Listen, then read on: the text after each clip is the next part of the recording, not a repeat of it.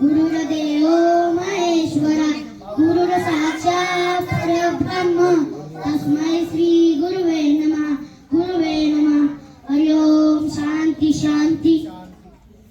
निवासी वसतिगृहाच्या वतीने अभिवादन दादाला वाढदिवसाच्या हार्दिक शुभेच्छा. श्री छत्रपती शाहू महाराज निवासी वसतिगृहाच्या वतीने अभिनव दादाला वाढदिवसाच्या हार्दिक शुभेच्छा.